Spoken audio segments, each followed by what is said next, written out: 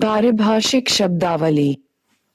अनौपचारिक असंगठित क्षेत्र के उद्यम, इनफॉर्मल सेक्टर एंटरप्राइजेस, निजी क्षेत्र के वैसे उद्यम जिनमें मजदूरी पाने वाले श्रमिकों की संख्या सामान्यतः 10 से अधिक नहीं होती। अदृश्य मदें, इनविजिबल्स, भुगतान संतुलन के चालू खाते की मदें, जिनमें दिखाई देने वाली दृश्य वस्तुएं नहीं होती।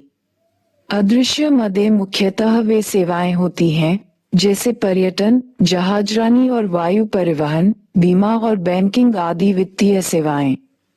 इन्हीं में हम विदेशों से उपहारों के आदान प्रदान, धन का निजी खाते पर अंतरण, सरकारी अनुदान और ब्याज, लाभ तथा लाभांश आदि को भी सम्मिलित करते हैं।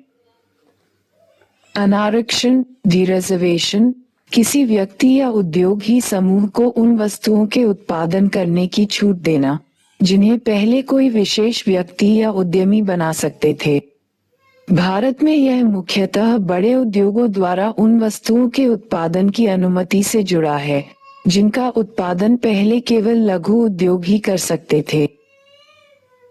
अवमूल्यन, डिवैल्यूएशन, विनिमय दर में गिरावट जिसके कारण विदेशी मुद्राओं की इकाइयों के रूप में आंतरिक मुद्रा की कीमत कम हो जाती है। अवसर लागत, अपॉर्चुनिटी कॉस्ट, ये किसी कार्य या मूल्यमान के संदर्भ में परिभाषित की जाती है और अस्वीकार किए गए विकल्प के मूल्य के समान होती है। आकस्मिक दिहाड़ी मजदूर, कैजुअल वेज लेबरर, अन्य लोगों के खेतों या उपक्रमों में दैनिक दिहाड़ी के लिए काम करने वाला व्यक्ति।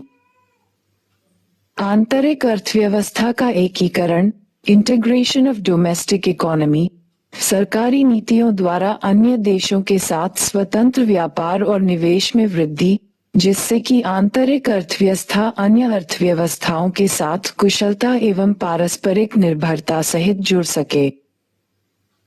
आयात प्रतिस्थापन, इम्पोर्ट सब्स्टिट्यूशन, सरकार की आर्थिक विकास की ऐसी नीति जिसमें आयात की जा रही वस्तुओं का स्थान देश की स्वनिर्मित वस्तुएं ले लेती हैं।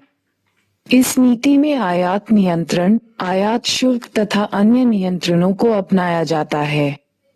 इस नीति के ध्येय की प्राप्ति के लिए आंतरिक उद्योगों को आत्मनिर्भरता की प्राप्ति तथा रोजगार संवर्धन के लिए प्रोत्साहित किया जाता है। आयात शुल्क, टैरिफ, आयात पर वह कर जो प्रति इकाई या मूल्यानुसार निर्धारित हो। आयात शुल्क बाधाएं, टैरिफ बैरियर्स, सरकार द्वारा आयात पर लगाए गए कर। आयात लाइसेंस, इंपोर्ट लाइसेंसिंग, किसी देश में वस्तु मिलने वाली अनुमति कि आयात की सरकार से। ASEAN, association of south east Asian Nations, दक्षिण पूर्व एशियाई राष्ट्रों का राजनीतिक, आर्थिक और सामाजिक संगठन। इसके सदस्य हैं Thailand, Indonesia, Malaysia, Singapore, Philippines, Bruny, Darussalam, Cambodia, Laos, Myanmar, Vietnam. उत्पादकता, प्रोडक्टिविटी, श्रम या पूंजी की दक्षता में वृद्धि से उनकी उत्पादकता में भी वृद्धि होती है। ये शब्द प्रायः श्रम के आगत की उत्पादकता के संदर्भ में प्रयोग किया जाता है। उपनिवेशवाद, कॉलोनियलिज्म, युद्ध में विषय या अन्य विधियों का प्रयोग कर किसी दूसरे देश को अपने अधीन बनाना। इस प्रकार अपने देश की सीमा से बाहर भी अन्य राष्ट्रों के राजनीतिक आर्थिक जीवन पर नियंत्रण कर लिया जाता था। उपनिवेशवाद की सबसे बड़ी विशेषता अधीनस्थ देशों का शोषण रही है। उपभोग समुच्चय, कंजम्पशन बास्केट, किसी परिवार द्वारा उपयुक्त वस्तुओं सेवाओं का समूह जिसका प्रयोग जनता के उपभोग के स्वरूप का अनुमान लगाने के लिए किया जाता है। सांख्यिकीय संस्थान इसका निर्धारण करते हैं। भारत में राष्ट्रीय प्रतिदिश सर्वेक्षण संगठन उपभोग समुच्चय में 19 वस्तुओं को सम्मिलित करते हैं। वे हैं ह अनाज, ब दालें और दूध से बनी चीजें, स खाद्य तेल, द सब्जियां, ध वस्त्र आदि। उद्यम, एंटरप्राइज, किसी व्यक्ति या समूह के स्वामित्व वाला उपक्रम जो कि ध्येय से वस्तुओं और सेवाओं का उत्पादन और वितरण आदि करता है। मुख्यतः बिक्री। ऊर्जा दक्षता ब्यूरो ऑफ एनर्जी एफिशिएंसी, यह एक सरकारी संस्था है जिसका उद्देश्य ऐसी नीतियों और रणनीतियों का विकास करना है जिनमें स्वनियमन तथा बाजार सिद्धांतों पर बल होता है। यह अर्थव्यवस्था के विभिन्न क्षेत्रों में ऊर्जा संरक्षण को बढ़ावा देता है और विद्युत के अपव्यय को रोकने के उपाय करता है। एकाधिकारी तथा प्रतिबंधकारी व्यापार अधिनियम, monopolies and restrictive trade practices act, इस अधिनियम को व्यापारियों की एकाधिकारी तथा अन्य जनहित बाधक व्यवहारिक प्रविष्टियों का नियमन करने के लिए लागू किया गया था। औपचारिक संगठित क्षेत्र के प्रतिष्ठान, फॉर्मल सेक्टर एस्टैब्लिशमेंट्स, सभी सार्वजनिक तथा निजी प्रतिष्ठान जिनमें 10 या अधिक व्यक्ति मजदूरी पर काम कर रहे हों। अंश, हिस्से, इक्विटीज, किसी कंपनी की चुकता पूंजी के समान मूल्यधारी अंश। इनके धारक ही कंपनी के वास्तविक स्वामी माने जाते हैं।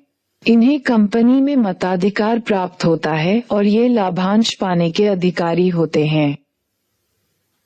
कर प्रतिकर, कैस्केडिंग इफेक्ट, करों के कारण वस्तु की कीमतों में अनुपात से अधिक वृद्धि। ये प्राय अनेक चरणों में लगने वाले करों का परिणाम होता है। उदाहरणार्थ, उत्पादन शुल्क की राशि को वस्तु की उत्पादन लागत में जोड़कर उस पर विक्रय कर लगाना। इस प्रकार उत्पादन शुल्क पर भी विक्रय कर लग जाता है। कृषि का व्यावसायीकरण, कमर्शलाइजेशन ऑफ एग्रीकल्चर, स्व उपभोग या पारिवारिक उपभोग नहीं, बल्कि मुख्यतः बाजार में बिक्री के व्यावसायीकरण ने कुछ अलग ही रूप धारण कर लिया था। अंग्रेजों ने खाद्य फसलों के स्थान पर नकदी फसलों की खेती को बढ़ावा देने के लिए उनको उच्च कीमतें देनी प्रारंभ कर दी। उन्हें नकदी फसलें अपने देश के उद्योगों के लिए कच्चे माल के रूप में चाहिए थीं। गैर नवीकरणीय संसाधन, नॉन रिन्यूएबल रिसोर्सेज, वे प्राकृतिक संसाधन जिनका नवीकरण संभव नहीं। उनका स्टॉक वृहद होता हुआ भी सीमित है। उदाहरण, जीवाश्म ऊर्जा संसाधन, तेल, कोयला और लोहा, सीसा, एल्यूमीनियम, यूरेनियम खनिज आदि। गैर शुल्क बाधाएं, नॉन टैरिफ बैरियर्स, सरकार द्वारा आयात शुल्क से अलग लगाए गए आयात प्रतिबंध। इनमें आयात के परिमाण और गुणवत्ता के प्रतिबंध भी सम्मिलित होते हैं। घाटे की वित्त व्यवस्था, डेफिसिट फाइनेंसिंग, सरकार के व्यय का राजस्व से अधिक होना। जनांकिकीय संक्रमण, डेमोग्राफिक ट्रांजिशन, जनांकिकी विद फैंक नोटेस्टीन द्वारा 1945 में विकसित अवधारणा। यह आर्थिक विकास से जुड़ी बेहतर जीवन दशाओं के परिणामस्वरूप जन्म और मृत्यु दरों में गिरावट की विशेष प्रवृत्तियों की व्याख्या करने वाली अवधारणा है। नोटेस्टीन ने जनांकिकीय संक्रमण की 3 अवस्थाओं का प्रतिपादन किया था: पूर्व औद्योगिक, विकासशील तथा आधुनिक समाज। बाद में औद्योगिकरण के उपरांत की अवस्था भी इसमें सम्मिलित कर ली गई। जन्म के समय जीवन प्रत्याशा, लाइफ एक्सपेक्टेंसी एट बर्थ, जन्म के समय विद्यमान आयु विशेष मृत्यु दर के पैटर्न के जीवन भर स्थिर रहने पर उस नवजात शिशु के जीवित रहने की प्रत्याशा वर्षों में। G8 8 देशों का गुट है। इसमें Canada, France, Germany, Italy, Japan, Britain, उत्तरी आयरलैंड, अमेरिका और रूसी महासंघ सम्मिलित हैं। यहाँ राज्याध्यक्षों और अंतर्राष्ट्रीय अधिकारियों का वार्षिक आर्थिक राजनीतिक शिखर सम्मेलन होता है। यहाँ अनेक बैठकें तथा नीतिगत अनुसंधान होते रहते हैं। गुट की अध्यक्षता की अवधि 1 वर्ष है जो बारी बारी से सदस्यों को प्रदान की जाती है। वर्ष 2006 का अध्यक्ष रूस था।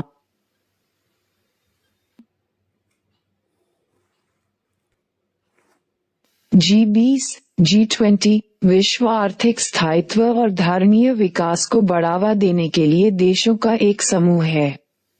इसमें 19 देशों के वित्त मंत्री तथा केंद्रीय बैंक गवर्नर सम्मिलित हैं।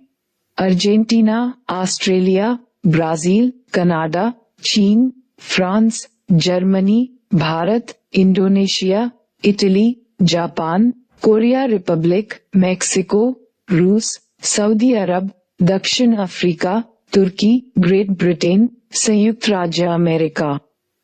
यूरोपीय संघ भी G20 का सदस्य है, जो कि यूरोपीय संघ के अध्यक्ष एवं केंद्रीय बैंक के अध्यक्ष का प्रतिनिधित्व करता है। नई आर्थिक नीति, न्यू इकोनॉमिक पॉलिसी, भारत में वर्ष 1991 से अपनाई जा रही नीतियों के नाम: निर्यात आयात नीति, व्यापार नीति, एक्सपोर्ट इम्पोर्ट पॉलिसी, सरकार की वे आर्थिक नीतियां जो आयात और निर्यात व्यापार को प्रभावित करती हैं। निजी क्षेत्र के प्रतिष्ठान, प्राइवेट सेक्टर एस्टैब्लिशमेंट, निजी व्यक्तियों, समूहों के स्वामित्व और नियंत्रण वाले प्रतिष्ठान। नवीकरणीय संसाधन, रिन्यूएबल रिसोर्सेज, वे संसाधन जो विवेकपूर्वक प्रयुक्त होने पर प्राकृतिक प्रक्रियाओं के माध्यम से नवीनीकृत होते रहते हैं। जल, वन, पशुधन, मत्स्य आदि ऐसे संसाधन हैं कि यदि इनका अत्यधिक विदोहन नहीं हो तो ये निरंतर बने रह सकते हैं। निर्यात शुल्क, एक्सपोर्ट ड्यूटीज, किसी देश से वस्तुओं निर्यात पर लगाया गया कर निर्यात संवर्धन, एक्सपोर्ट प्रमोशन, राजकीय और व्यापारिक समर्थन सहित वे सभी नीतियां जिन्हें सरकार उच्च आर्थिक समृद्धि प्राप्त करने और अधिक विदेशी मुद्रा कमाने के ध्येय से अपनाती है। इन नीतियों से निर्यात बाधाओं को दूर किया जाता है। नियोजक रोजगारदाता, एम्प्लॉयर्स, वे स्वनियोजक जो अपना काम स्वयं या कुछ भागीदारों की सहायता से चलाते हैं और प्रायः श्रमिकों को उस उद्यम के संचालन के लिए काम पर रखते हैं। नियमित वेतन, मजदूरी पाने वाले श्रमिक, रेगुलर सैलरीड, वेज एम्प्लॉय, अन्य लोगों के खेतों, फर्मों में काम करने वाले व श्रमिक कर्मचारी जिन्हें नियमित रूप से वेतन या मजदूरी, दिहाड़ी या समय समय पर नवीनीकृत अनुबंधानुसार नियत भुगतान के रूप में मिलती है। इनमें सभी पूर्ण और अंशकालिक तथा प्रशिक्षणार्थी कर्मचारी भी सम्मिलित होते हैं। परिमाणात्मक प्रतिबंध, क्वांटिटेटिव रिस्ट्रिक्शंस, आंतरिक उद्योगों के संरक्षण और भुगतान शेष के घाटे को कम करने के लिए देश में आयात होने वाली वस्तुओं की मात्रा नियत करना। परिवार, हाउसहोल्ड, सामान्यतः एक साथ रहने और एक रसोई में भोजन करने वाले व्यक्तियों का समूह। सामान्यतः का अर्थ है कि इनके मेहमान परिवार का अंग नहीं होंगे। इसी प्रकार इनमें से यदि कोई अस्थायी रूप से बाहर गया हो तो उसकी परिवार की सदस्यता समाप्त नहीं होगी। पारिवारिक श्रम, श्रमिक परिवार के खेत, फैमिली लेबर, वर्कर, उद्योग या उद्यम आदि में नकद या वस्तु स्वरूप मजदूरी पाने की इच्छा के बिना काम करने वाला व्यक्ति। पेंशन, पेंशन, सेवानिवृत्त श्रमिक को मिलने वाली मासिक निर्वाह राशि। प्रतिष्ठान, एस्टैब्लिशमेंट, ऐसे उद्यम जिनमें वर्ष की अधिकांश अवधि में पारिश्रमिक पाने वाला श्रमिक अवश्य कार्य करता है।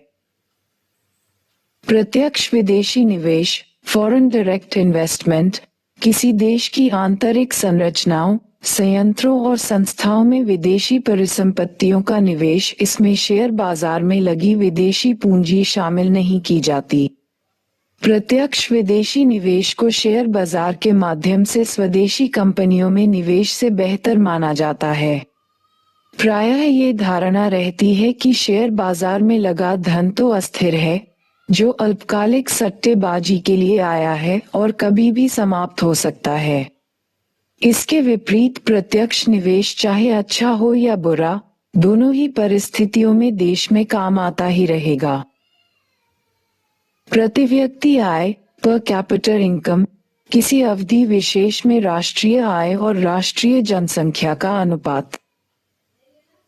प्रवेश अवरोध, बैरियर्स टू एंट्री, वे कारक जो किसी उद्योग में प्रवेश को इच्छुक फर्मों का आगमन कठिन बना देते हैं। ये अवरोध उस उद्योग में लगी पुरानी फर्मों को प्रभावित नहीं करते, केवल नई फर्मों पर ही लागू होते हैं। प्रसव, मातृत्व मृत्यु दर, मैटरनल मोर्टालिटी रेट, ये प्रसव काल में माताओं की मृत्यु और सजीव जन्मों का अनुपात है। कई बार सजीव जन्मों के साथ गर्भपात का भी योग बन जाता है। अनुपात की गणना 1 वर्ष की अवधि के लिए की जाती है। बजट घाटा, बजटरी डेफिसिट, सरकार की आय और कर राजस्व द्वारा उसके व्यय का पूरा न हो पाना। बहुपक्षीय व्यापार संधियां, मल्टीलैटरल ट्रेड एग्रीमेंट्स, किसी देश द्वारा 2 या अधिक देशों के बीच वस्तुओं और सेवाओं के आदान प्रदान संबंधी व्यापार समझौते।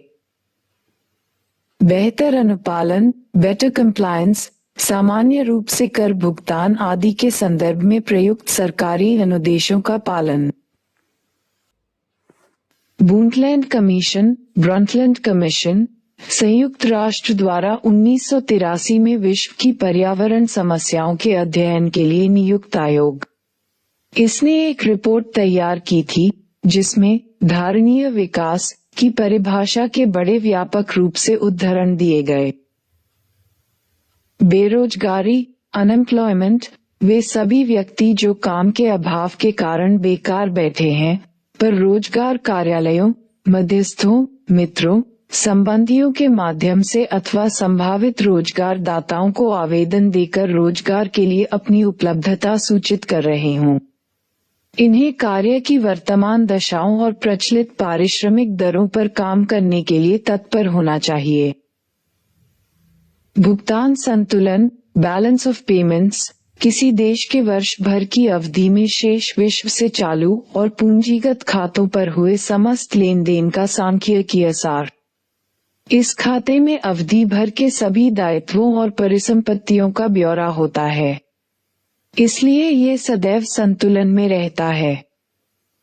भूमि राजस्व बंदोबस्त, लैंड रेवेन्यू सेटलमेंट, देश के विभिन्न भागों में अंग्रेजी शासन की स्थापना के बाद प्रशासन का गठन करने के लिए एक सर्वेक्षण किया गया।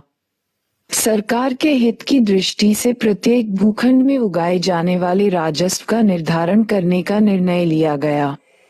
ये भूखंड चाहे किसी किसान के अधिकार में या महल अथवा राजस्व ग्राम या फिर किसी जमींदार के अधिकार में रहा हो, यह अधिकार चाहे स्वामित्वाधिकार रहा हो या फिर कर्षण अधिकार ही हो, इसी अधिकार के आधार पर राजस्व निर्धारण को भू राजस्व व्यवस्था का बंदोबस्त कहा गया है।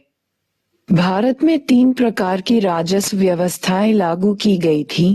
क, स्थायी बंदोबस्त या जमींदारी व्यवस्था, ख, किसानों के साथ व्यक्तिगत आधार पर राजस्व निर्धारण रैयतवाड़ी व्यवस्था और ग, पूरे राजस्व ग्राम से राजस्व व्यवस्था, महलवाड़ी व्यवस्था।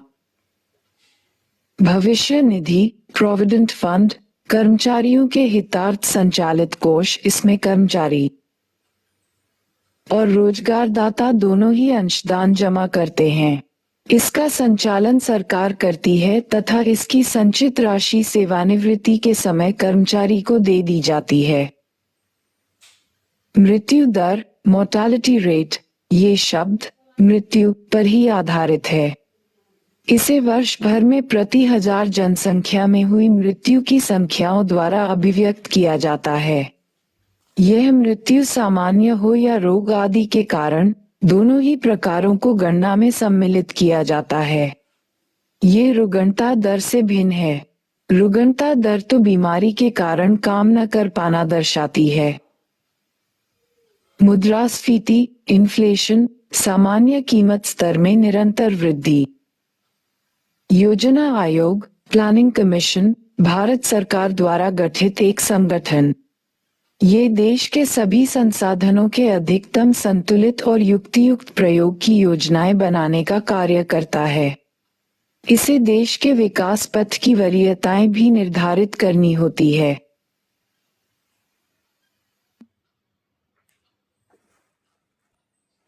यूरोपीय संघ, यूरोपियन यूनियन, यूरोप महाद्वीप में राजनीतिक, आर्थिक और सामाजिक सहयोग बढ़ाने के ध्येय से वहां के 25 स्वतंत्र देशों द्वारा गठित महासंघ।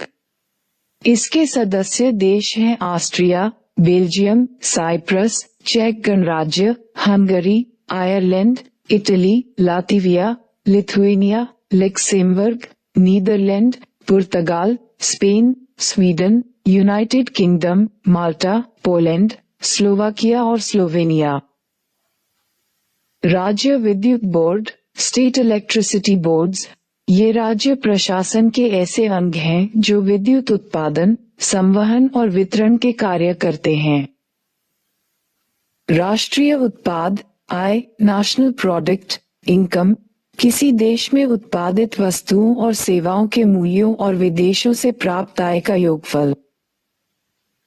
रुग्णता, मोबिडिटी, बीमार पड़ने की प्रवृत्ति, यह अस्थायी अपंगता द्वारा काम को दुष्प्रभावित करती है।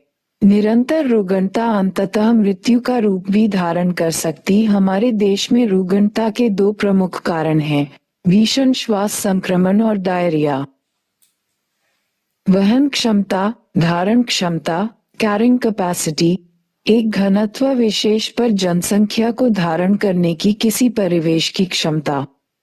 इसकी अधिक तकनीकी परिभाषा इस प्रकार है, घनत्व आधारित जनसंख्या का वह अधिकतम आकार जहां पहुंचकर इसकी वृद्धि रुक जाती है, अतः उस अधिक सीमा तक जनसंख्या में वृद्धि होती रहती है। यदि जनसंख्या धारण क्षमता से अधिक हो जाए तो अपर्याप्त स्थान, खाद्य आदि के कारण निर्वाह से जुड़ी कठिनाइयों के कारण प्रजनन प्रक्रिया बाधित होने लगती है। विभिन्न प्रजातियों की धारण क्षमताएं परिवेशानुसार भिन्न हो सकती हैं। अनेक कारणों से समय के साथ इसमें परिवर्तन भी संभव है। ये कारण हैं खाद्य सुलभता, पर्यावरण स्थान आदि। वस्तु एवं सेवा कर, गुड्स एंड सर्विस टैक्स, यह वस्तुओं एवं सेवाओं पर अप्रत्यक्ष कर है। ये जुलाई 2017 को भारत में कई प्रकार के करों जैसे बिक्री कर तथा एकल को समाप्त करके लागू किया गया। वस्तु एवं सेवा कर प्रत्येक स्तर पर वस्तुओं एवं सेवाओं के वर्धित मूल्य पर लगाया जाता है। कर के कई दर हैं जैसे 0%, 5%, 12%, 18% तथा 28%, जो लगभग सभी वस्तुओं और सेवाओं पर लागू होता है। पूरे देश में दर समान रहती है। सकल घरेलू उत्पाद, ग्रोस डोमेस्टिक प्रोडक्ट, एक वर्ष में किसी देश के घरेलू क्षेत्र में उत्पादित अंतिम रूप से तैयार वस्तुओं और सेवाओं का मुद्रा मूल्य। जीडीपी एक देश की आर्थिक शक्ति का माप है, जबकि जीडीपी प्रति व्यक्ति को सामान्यतः देश के जीवन स्तर का सूचक माना जाता है। सकल वर्धित मूल्य, ग्रोस वैल्यूज एडेड, सकल वर्धित मूल्य की गणना सकल घरेलू उत्पाद और सहायकी में से अप्रत्यक्ष कर की राशि को घटाकर की जाती है। सकल वर्धित मूल्य ग्वा इक्वल्स सकल घरेलू उत्पाद जीडीपी जोड़ सहायकी सब्सिडीज अप्रत्यक्ष कर इनडायरेक्ट टैक्स।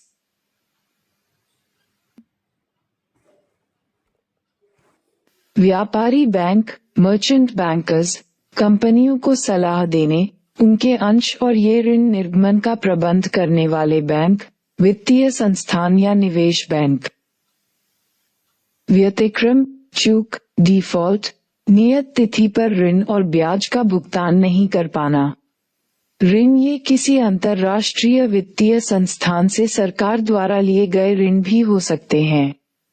इस प्रकार ऋणी की विश्वसनीयता या साख पर आंच आती है। वित्तीय संस्थान, फाइनेंशियल इंस्टीट्यूशन, बचतों के संग्रह और प्रयोजन या आवंटन से जुड़े संस्थान। इनमें व्यावसायिक, सहकारी और विकास बैंक तथा निवेश संस्थान सम्मिलित हैं। वित्तीय नीति, फिस्कल पॉलिसी, आर्थिक गतिविधियों के नियमन के लिए करों तथा सरकारी व्यय का प्रयोग। विदेशी विनिमय, विदेशी मुद्रा, फॉरेन एक्सचेंज, अन्य देशों की मुद्रा या बांड या अन्य वित्तीय परिसंपत्तियों के माध्यम से आया विदेशी निवेश। इस प्रकार के निवेश के साथ किसी फर्म के प्रबंध और नियंत्रण में निवेशक फर्मों, व्यक्तियों का कोई हस्तक्षेप नहीं हो पाता। विदेशी विनिमय मुद्रा बाजार, फॉरेन एक्सचेंज मार्केट, ऐसा बाजार जहां आज की नियत दरों पर मुद्राओं की खरीद बिक्री होती है, पर उस खरीदी बेची गई मात्रा का वास्तविक हस्तांतरण भविष्य की किसी नियत तिथि को ही किया जाता है। विशेष आर्थिक क्षेत्र, स्पेशल इकोनॉमिक जोन्स, ऐसे भौगोलिक क्षेत्र जिनमें विदेशी निवेश को बढ़ावा देने के ध्येय से देश के सामान्य आर्थिक कानूनों को पुनर्तः लागू नहीं किया जाता, विशेष रूप से बनाए गए आर्थिक क्षेत्रों में स्थापित हो चुके हैं। ये देश हैं जनवादी चीन, Bharat, Jordan, Poland, Kazakhstan, Philippines, रूस आदि। विनिवेश, डिसइन्वेस्टमेंट, किसी कंपनी की पूंजी के एक अंश को जानबूझकर बेचना। इस प्रकार धन जुटाने के साथ साथ उस कंपनी की हिस्सेदारी, रचना या प्रबंधन या दोनों में बदलाव भी किए जा सकते हैं। वैधानिक तरलता अनुपात, statutory liquidity ratio, reserve bank के आदेशानुसार बैंकों द्वारा कुल जमाओं और सुरक्षित निधियों का तरल रूप में रखा जाने वाला अंश। नकद जमा अनुपात के साथ साथ इस वैधानिक तरलता अनुपात का अनुपालन करना बैंकों के लिए अनिवार्य होता है। सहभागिता, कॉम्यून्स, जन सहभागिता या चीनी भाषा में रोनमिंगोंगशे, ये चीन में 1958 से 1985 की अवधि में ग्रामीण प्रशासन के 3 स्तरों में से सबसे उच्चतम स्तर था। इस अवधि 1982-85 में इसका स्थान नगर प्रशासन ने ले लिया। विशालतम समुदाय के इकाइयों, कम्यूनों का विभाजन कर उन्हें उत्पादन वाहिनियों तथा उत्पाद दलों में पुनर्गठित कर दिया गया। उन जन सहभागिताओं के प्रशासकीय, राजनीतिक और आर्थिक कार्य होते थे।